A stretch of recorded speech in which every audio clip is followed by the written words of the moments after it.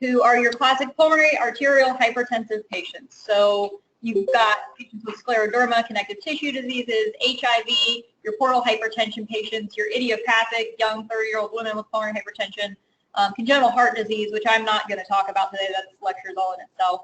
And then something I learned in preparing this was that schistosomiasis is actually the most common cause of pulmonary hypertension worldwide, because there's about 200 million people that have this, and about 5 to 10% of them actually get pulmonary hypertension. And they largely go undiagnosed because they're in parts of the world where this is not possible to treat. Did anybody else know that before I started? Of course, I said you could give the lecture one. The next group is your pulmonary hypertension due to left heart disease, and we'll see that that is by far and away the most common cause of pulmonary hypertension that all of us as intensivists are going to see throughout our careers. That includes valvular heart disease such as mitral stenosis, mitral regurg, and just depressed EFs. And then you've got the third group, pulmonary hypertension due to lung disease. So that's your obstructive sleep apnea, your obesity, hypoventilation, your COPD, interstitial lung disease. And also ARDS is going to be lumped in here, and we'll talk about that more in a second. 4, you've got your chronic thromboembolic pulmonary hypertension. And then 5 is everything they couldn't categorize in the first 4, and we're not really going to touch on those patients much more than to say how general management should occur in the ICU. This is a breakdown of everything I just talked about. This is from an Australian study that kind of shows the prevalence of all those different groups. So you can see left heart disease, which is what I mainly deal with. I have several patients right now who have pretty bad pulmonary hypertension because of their mitral valve disease and their left heart disease. You can see that true first group pulmonary arterial hypertension is a very, very small portion of this pie. You've got chronic thromboembolic pulmonary hypertension here, and then your lung disease comes out here. So strictly speaking about group 1 pulmonary arterial hypertension patients, if these patients get admitted to your ICUs, which at some point, whatever you do, you will see one of these, they do extremely, extremely poorly. So 30 to 40% of these people will not make it out of the hospital, and another 10 to 20% of these pulmonary arterial hypertension patients will die within 6 months of discharge. If they experience a cardiac arrest in your ICU, the 90-day survival is almost nothing, it's 6%. ACLS just doesn't really work in pulmonary arterial hypertension, probably because it's not possible to compress the heart enough to get blood to flow through the elevated pulmonary artery pressures.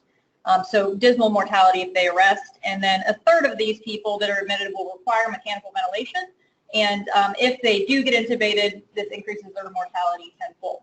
Despite all of this, there's no clear consensus or guidelines or anything for how to manage these patients in the ICU. I've spent a lot of time looking, and there really just isn't. It's sort of provider defined and what you learned and what you know, and this incredibly high mortality probably needs some sort of consensus. So I'm going to talk a little bit today about what most people feel and most people think how these should be managed. So these are mortality predictors of patients with group 1 pulmonary arterial hypertension when they're admitted to the ICU. If they come in with some of these things, they have an even higher mortality than that 30–40% that I talked about. So patients that have baseline connective tissue disease as a cause of their pulmonary hypertension, because their mortality is already higher at baseline. A higher WHO functional class, basically sicker people, obviously they're going to do more poorly in the ICU. Interestingly, this cold-dry hemodynamic profile, so patients that aren't massively volume overloaded, but come in bleeding or from aggressive diuresis or because they're they've had diarrhea for a week and their cardiac index is low because they're hypovolemic, they actually do much worse than the volume overloaded people who stop taking their Lasix. People with arrhythmias do very poorly with pulmonary arterial hypertension, and then obviously some of these laboratory values that indicate a sicker patient. Pulmonary hypertension in general, not just pulmonary arterial hypertension, but any cause of an elevated pulmonary pressure is very prevalent in every ICU in this hospital right now. Guarantee there's a patient with some form of pulmonary hypertension. So this is a study in 2011 that looked at 300 patients retrospectively that were admitted to the MICU at a tertiary care center. All these patients had TTEs within 4 days of admission, and they looked at their TR jet velocity. And they defined pulmonary hypertension as a TR jet velocity greater than 3 meters per second. That correlates to about a pulmonary systolic artery pressure of 40, and they found really good positive predictive value for this TR jet measurement of over 90% of the patients who had a TR jet greater than 3 meters per second had pulmonary hypertension by right heart cath. And they found that 30% of their patients had pulmonary hypertension, all causes, not just pulmonary arterial hypertension. And this just illustrates that the people with pulmonary hypertension from any cause had a higher mortality. So for the rest of the talk, I'm going to try and delineate the different groups and little subtle management strategies that you need for each different group. So closer to me here, you've got your left heart disease, pulmonary hypertension. You've got your lung, parenchymal, and hypoxemic pulmonary hypertension. You've got your thromboembolism, whether acute P or chronic thromboembolic disease. I'm not going to talk much about postoperative cardiopulmonary hypertension, even though it's my wheelhouse. And then over here, I've identified this group, which is your group 1 pulmonary arterial hypertension, because they're a little more subtle and they certainly do worse than these other groups. This is an easy schematic to understand. It's the plumbing schematic of pulmonary hypertension and the different causes, as I like to say. So you've got your LV over here, left ventricular dysfunction, CHF. You've got mitral stenosis over here, so left heart causes. And then you move forward towards the pulmonary circulation. You've got pulmonary veno-occlusive disease on the pulmonary venous side. You've got your emphysema and your idiopathic pulmonary fibrosis and intrinsic lung disease. And then you move towards the arterial side where you get your true pulmonary arterial hypertension. And then over towards the larger arterial side, you've got your clots and your thromboembolic disease. Pathophysiology, I'm not going to spend a ton of time on. There's a lot of really very nice slides that you can show for this, but I want to keep it simple so we can move on to actual clinical management. There's really 3 processes that you need to think about for pulmonary hypertension, specifically pulmonary arterial hypertension. So you get vasoconstriction through different mediators, which we'll talk about later. You get vascular remodeling and smooth muscle cell proliferation, and then you get thrombosis. So microclots, or in the case of chronic thromboembolic disease, real clots. The first group that we're going to talk about is the decompensated LV failure and elevated pulmonary pressures. It's, like I said, the most common cause that we'll see in our lifetimes for pulmonary hypertension. Treatment is obviously directed at fixing the LV dysfunction. So you want to diurese the patient and improve their volume status. You want to give them vasodilators, so decrease their systemic afterload, nitrite, nitroglycerin, and you want to give them inotropes if they have impaired systemic perfusion and they need more squeeze. Drugs that selectively lower their pulmonary vascular resistance and drugs like Flolan IV that are used for pulmonary arterial hypertension actually will harm these people. So it's going to shunt more blood to their already failing LV. That's all going to back up, cause pulmonary edema, and that would be not ideal. If you have these patients who have longstanding LV dysfunction and they're not decompensated, they still may have had vascular remodeling and have pulmonary hypertension that needs treated. If you're going to institute pulmonary arterial hypertensive specific therapy in these patients, the most common drug I use is sildenafil. They need to be volume euvolemic, so their wedge needs to be normalized before you start this. The next group is in the setting of lung disease, pulmonary hypertension, elevated pulmonary pressures. So this is the second most common cause in the ICU. It's multifactorial. It can be exacerbation of a patient's COPD, as acute asthmatic exacerbation. Patient with COPD who comes in with pneumonia can have elevated PA pressures. And then certainly our ARDS patients have pulmonary hypertension, and we'll talk more about that in a second. You obviously want to treat the underlying lung disease. There's no role for pulmonary arterial hypertensive therapy here. You want to fix their hypoxia and hypercapnia. The one thing that you can do is something like inhaled nitric oxide for hypoxemia if you need it. And you want to pay attention to the right heart and acute cor pulmonale, which we'll talk a little bit more about when we talk about mechanical ventilation in these people. This is extremely prevalent with patients coming into the ICU with lung disease, especially those that are mechanically ventilated with moderate to severe ARDS. I think we don't pay attention to the right heart enough in those patients. All right, and ARDS, pulmonary hypertension, has a little bit different of a mechanism, but you can compare it quite a lot to pulmonary arterial hypertension. So you get high mechanical pressures and high plateau pressures that are going to compress your alveolar vessels. You get vascular remodeling due to hypoxia and hypercapnia that might be long-standing.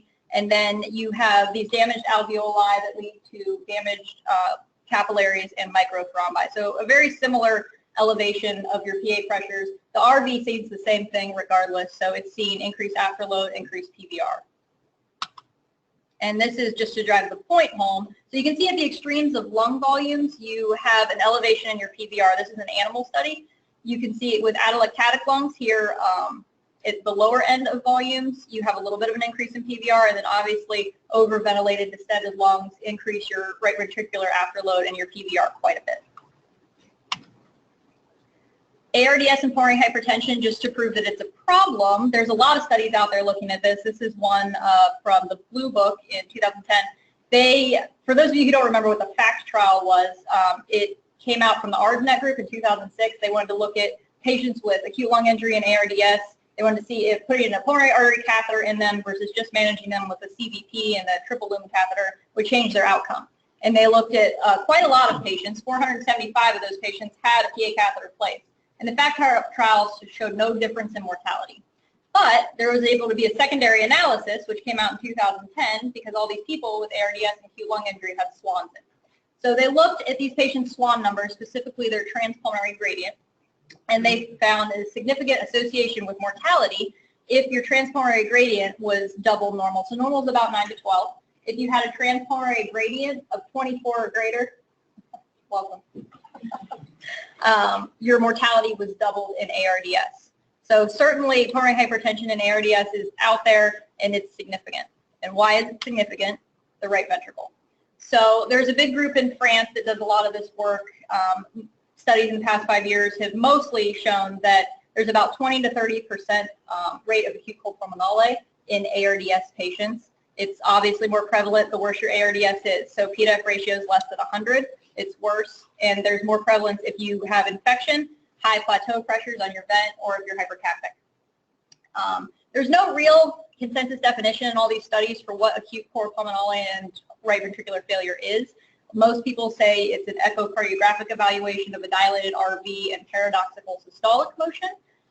Some people look at this using CVPs and wedge and say if your CVP is higher than your wedge, that's an indicative of RV failure. Most of these studies agree that acute core pulmonale and ARDS increases mortality. The studies that have shown that it doesn't affect mortality actually include studies that are proning patients and some studies that are looking at CVP and wedge. They didn't show any increase in mortality either. But most studies agree that the right heart failing in patients with ARDS is bad.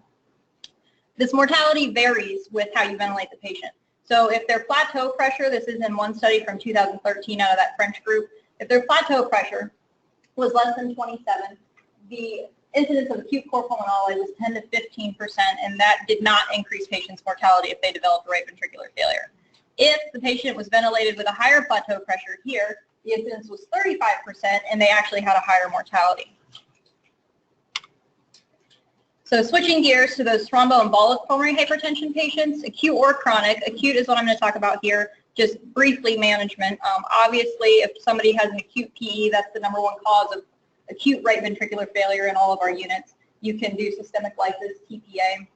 You can do catheter-directed therapy, which is gaining more and more traction every year. There was a study in chest in 2015, the PERFECT trial, that looked at 100 patients getting catheter-directed therapy for massive or submassive PEs, and they found 0 major bleeding events with this catheter-directed therapy. They found hemodynamic stabilization and improved RV function in 80-some% of the massive PE patients and 97% of the submassive. So they had good outcomes without major bleeding. Systemic lysis with TPA has about a 20% risk, I believe, of major bleeding. So in the right hands, catheter-directed therapy, and that can be anything from rheolytic therapy with high-velocity saline jets and then sucking up microclots. You can do TPA targeted therapy up into the pulmonary arteries for the clot. You can do ultrasonic waveforms to break up the clot and suck it out, or you can just do a suction embolectomy. In the right hand, this works very well. And then surgical embolectomy is another tool. We don't do that much here, and in institutions that do it a lot, they have okay outcomes. Institutions that don't do it a lot, patients don't do very well. And this is just the UCMC PE algorithm, massive versus submassive, and the dosing for TPA. So causes, switching gears now a little bit more, for patients with that group 1 pulmonary arterial hypertension, why are they going to end up in your ICU? #1 is just an acute deterioration of their chronic pulmonary arterial hypertension. So their right ventricle has started to fail. Maybe they've stopped taking their medications, stopped taking their diuretics. Maybe they've developed atrial fibrillation, which these patients don't tolerate. Maybe they have an infection or sepsis. That is a huge problem with these patients and a high degree of reasons for why they're admitted. About 50% of the time, there's no cause or reason for their admission is even found. So how do we suspect that your patient may have pulmonary hypertension in the ICU? Any kind. How do you go about diagnosing this? So you're suspicious, you get an echo. That would be the first line. You can estimate the PA pressure with that. You can look at the TR jet velocity like we talked about. You can look at the RV, and you can look at the LV. If I don't agree 100% with this, which is from a review article that came out last year, if your TR jet velocity is less than 3, that doesn't rule out pulmonary hypertension. The negative predictive value is not very good. If it's greater than 3, you can reliably say that the patient has pulmonary hypertension. But if you're suspicious and you have a normal TR jet and you really would like to explore this further, you really need a right heart cath. If you have normal RV structure and function, that is helpful, but it certainly doesn't rule out pulmonary hypertension either. If you have an abnormal RV, a TR jet velocity greater than 3, and you want to explore this further, right heart cath is the gold standard. So it lets you obviously look at your PA pressures, your wedge, your pulmonary vascular resistance, and then you can go into some of the more diagnostic criteria here, but I'm not going to do that. Echo. So TR jet, like we talked about, correlates to a pulmonary systolic pressure of about 40 and a positive predictive value in most studies of about 90%. You can look at the RV compared to the LV. You can see here that this RV is basically just taking up too much room. So the normal ratio at end diastolic area between the RV and the LV should be less than 0.6. So this RV clearly is dilated, and if you're seeing paradoxical septal motion, you could diagnose this as acute RV failure. You can also look at your TAPSE or tricuspid annular plane systolic excursion. Right heart cath, the gold standard for diagnosing pulmonary hypertension. It'll show you your wedge. If your wedge is greater than 15, you have something on the venous side that's causing your pulmonary hypertension, or at least you need to rule that out. So pulmonary veno-occlusive disease, although a lot of times those people's wedges can be normal, and obviously left heart dysfunction and valvular dysfunction. You can look at the pulmonary vascular resistance here, which takes into account an elevated wedge, but is also flow related. So if I increase my patient's cardiac output, I can actually get their PVR to decrease by this equation. Transpulmonary gradient, here's the third thing, it's not flow related. So you can take a patient with long-standing LV failure, diurese them, get their wedge down, and they'll still have pulmonary hypertension just due to vascular remodeling and years of LV dysfunction. And they actually look at this transpulmonary gradient when they're looking at patients for heart transplant. If the transpulmonary gradient is greater than 15, studies have shown that patients that have heart transplants have double the mortality than patients with normal transpulmonary gradients. Okay, so I'm going to completely switch gears and start talking about the RV and less about pulmonary hypertension. So this, I think a lot of more advanced people in this room have seen. It's the spiral of death of the RV, or the circle of death, whatever you want to call it. So basically you start up here, you've got your high right ventricular afterload, your elevated PVR. The RV doesn't like pressure. It likes to eject into a low compliance system. It's very thin-walled. It can't deal with the elevated pressure. So it dilates out. You need more fluid to get it to continue to pump. It needs a higher preload, and it continues to dilate.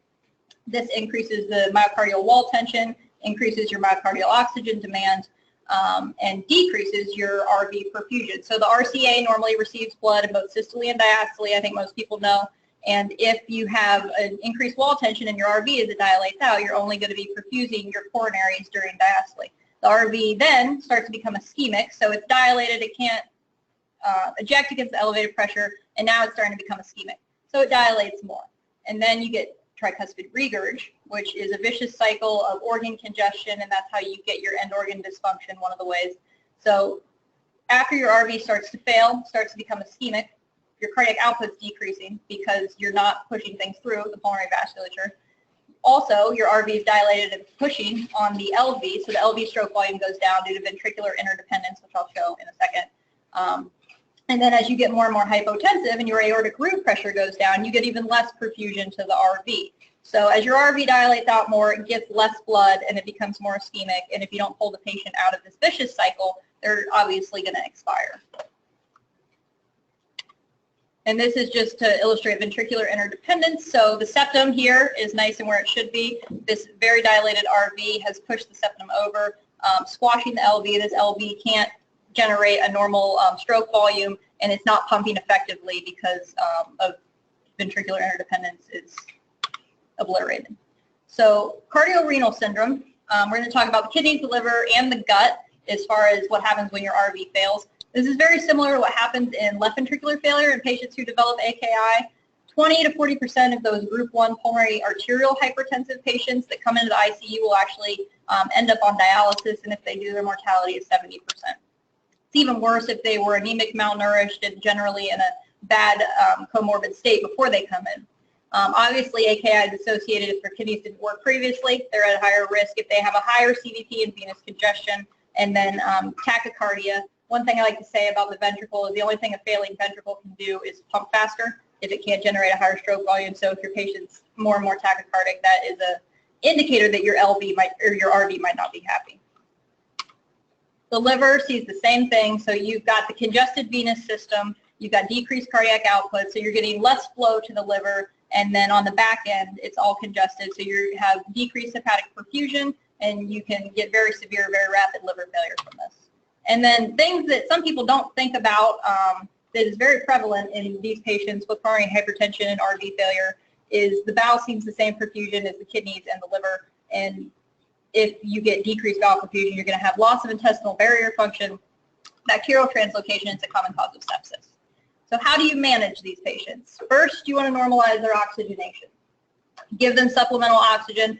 These patients, especially pulmonary arterial hypertensive patients who get admitted to the ICU, don't do well if they get intubated. So if you can avoid intubation, it's a big decision to intubate these people. Non-invasive ventilation might be the way to go if you can limp them by until you get them optimized.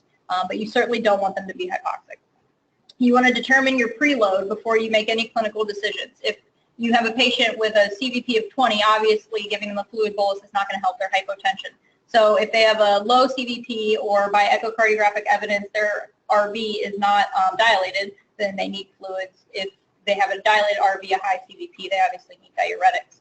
You want to maintain their cardiac output, so you want to help the LV squeeze, and we'll talk about some inotropes that you can use in this setting. And you want to keep their systemic blood pressure up. So if the aortic root doesn't have enough pressure to perfuse the right coronary artery, if the pressure in your RV is higher than the pressure in the aortic root, that RV is by definition ischemic, and that's not going to do very well. You can give it all the inotropes you want, but if the patient's hypotensive, you're not going to get much bang for your buck. And then reducing RV afterload, we'll talk about some medications for that. This is another schematic out of the Blue Journal in 2011. It paints a little bit, I think, easier of a picture than what I just went through. So first, you want to figure out if the patient comes in with pulmonary arterial hypertension that's decompensated, why did they decompensate? So are they infected? Do they have an arrhythmia? Things like that. Did they have a PE? You certainly want to not let them be hypoxic. Avoid intubation if possible. I can't stress that enough. And if you are going to intubate these people, they decompensate very, very quickly. You need to have backup pressors and everything already in line before you try to intubate these people. You want to optimize their fluid balance, so I would not make any clinical decisions until I determine where they're at on their Starling curve. You want to reduce their RV afterload, optimize their cardiac output. So there's a lot of speculation about what the best inotrope is for these patients. I've seen lectures from people who are well-versed in the field who say dobutamine kills people. You have to use dopamine. You can't put these patients on dobutamine. And then there's a lot of recommendations for dobutamine. There's no consensus and no guideline. So you just have to go with what you're used to using and what you think works. But they're all out there and they're all possible. Levosimendan would be a very nice drug if we could get it here because it both reduces the PVR and is a cardiac inotrope. So it's sort of the optimal thing for these patients. We just don't have it yet. You want to optimize RV perfusion like I talked about, so don't let them be hypotensive. And then I don't know how you go from optimizing perfusion and cardiac output to lung transplant on this diagram, but they have that there. So bottom line, volume status, augment your cardiac output, decrease your RV afterload, don't let them be hypoxic, hypercarbic, and then maintain your blood pressure. And this is just to show again that fluid boluses for hypotension are not always a thing to do, and I think most people in this room realize that, but it's hard to get some of the trainees to realize that fluid is not the way to go in these patients without knowing their volume status. Inotropes we already talked about. Phenylephrine, so for some vasopressors. Vasopressin is very nice. It doesn't increase your PVR, so it's actually shown that it decreases, so it doesn't increase your RV afterload. So if you put them on milrinone or dobutamine and you're getting a little hypotension from that, vasopressin is very nice to start. You can also use Levophed. I tend to steer away from phenylephrine because it really increases your PVR, and I just think it's a dirty drug in these patients.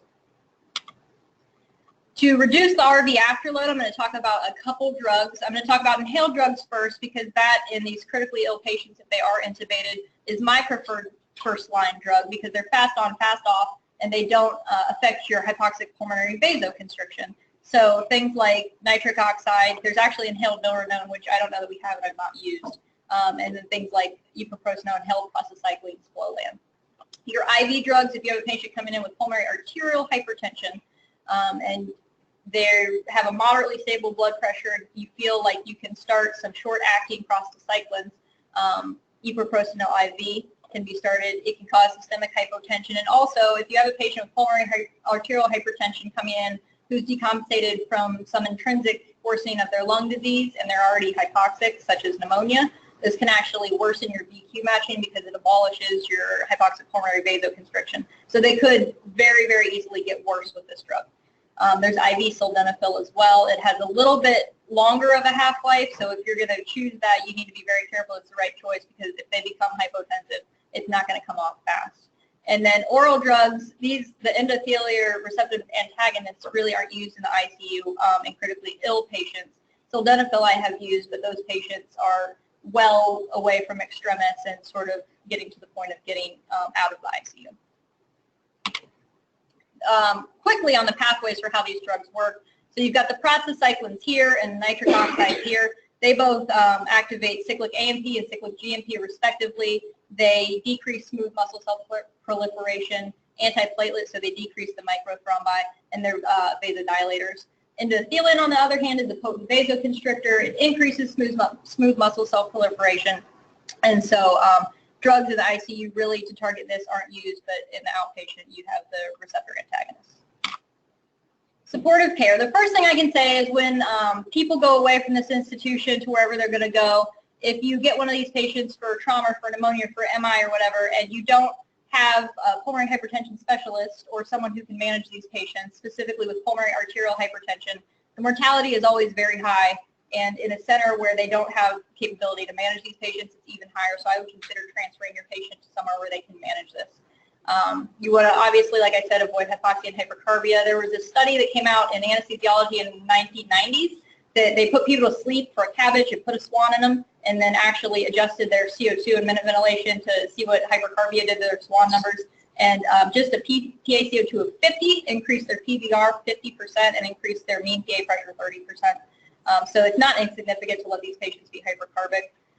Avoid acidosis. And then I put electrolytes down here because these patients do not tolerate arrhythmias. They need their atrial contraction to maintain their forward flow in their RV. So you want to not let them have electrolyte abnormalities. There's no consensus on what monitors you need to put in these patients, but certainly if I have a patient come in who has pulmonary arterial hypertension and has RV failure, I would want an arterial line in them. And then certainly probably also central access for the inevitable inotropes and vasodilators you're going to need to get. Pulmonary artery catheters have obviously fallen out of favor the past 10, 20 years. A lot of studies don't show any improvement in mortality with them, but those studies were not done in pulmonary arterial hypertension patients. So there's a few studies in the past 5 to 7 years that have looked at retrospectively pulmonary artery catheters in pulmonary hypertensive patients admitted to the ICU. This study came out in 2012. It was 100 MICU patients.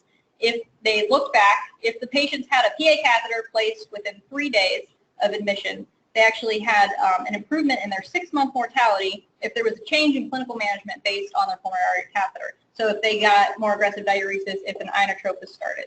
If the pulmonary artery catheter was placed in these patients after 72 hours of admission, kind of in a, oh crap, they're dying, we should do this, those patients had no change in mortality. So I don't think the verdict is completely out that pulmonary artery catheters are not indicated in pulmonary arterial hypertension patients that get admitted to the ICU. Some people don't like to see the pulmonary artery catheter in these patients because if you're not attuned to managing this, you can actually make the wrong clinical decisions based on what's happening.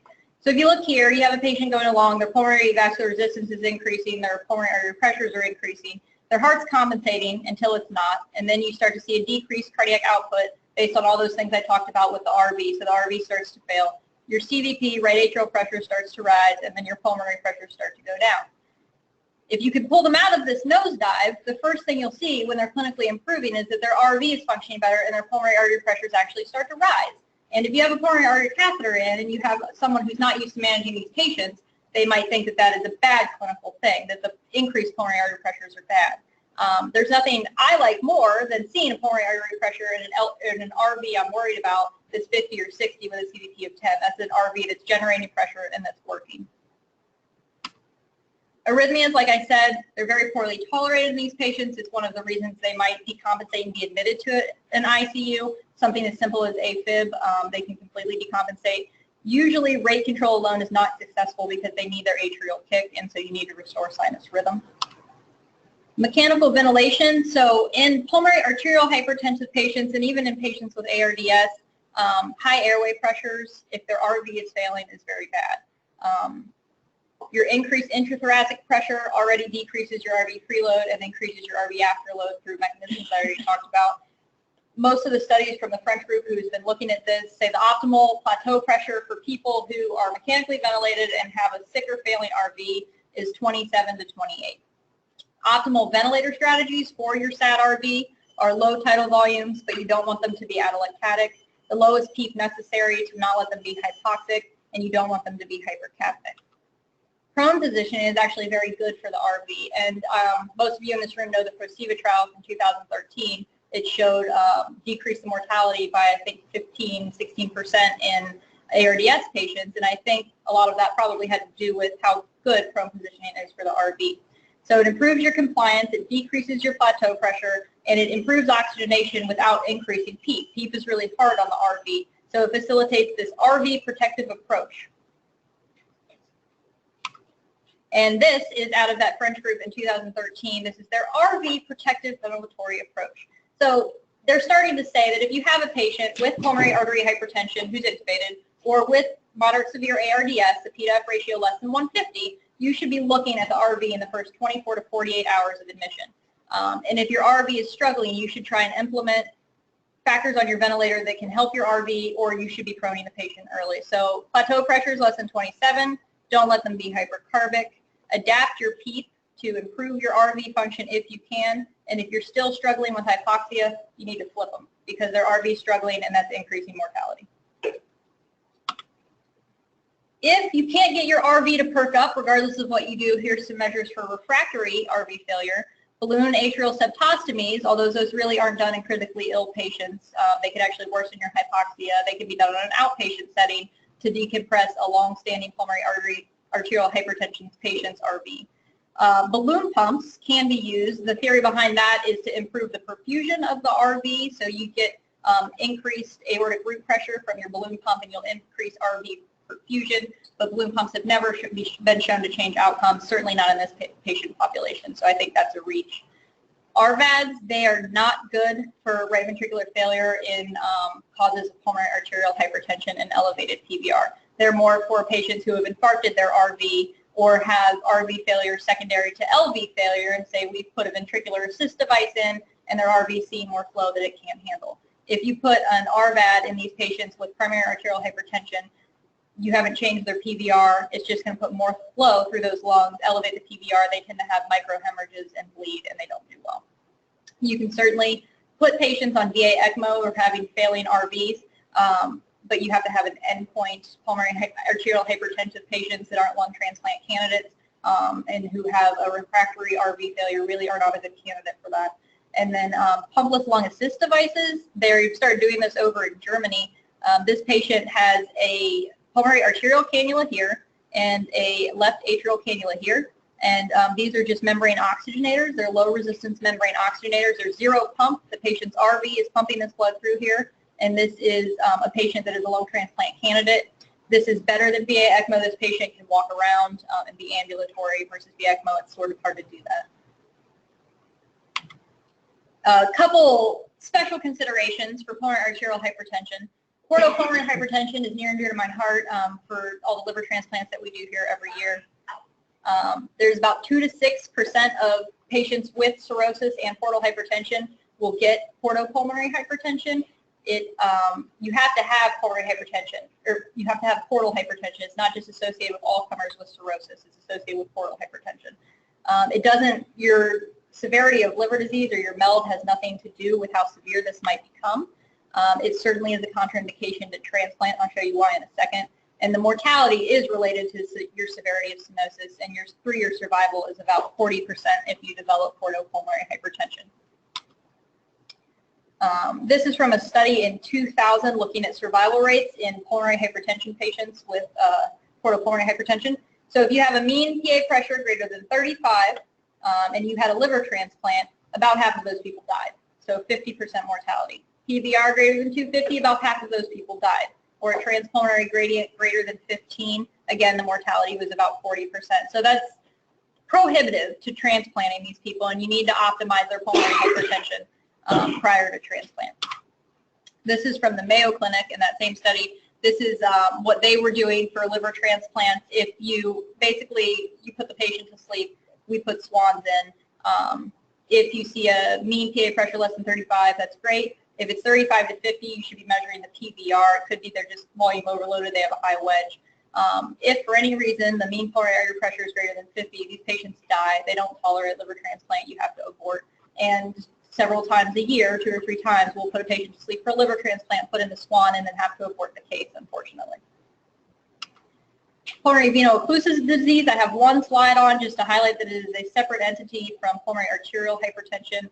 It's due to fibrotic changes on the pulmonary venous side.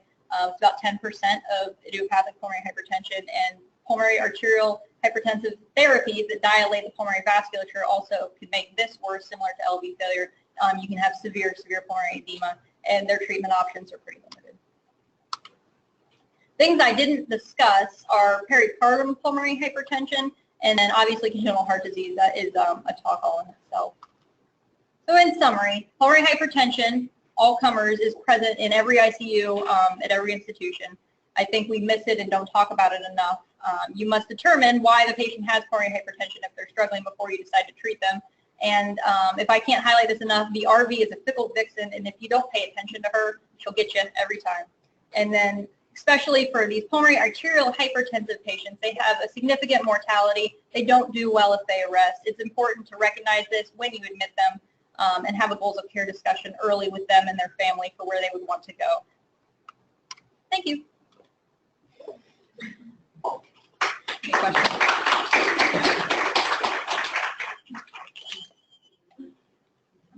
All right, thank you.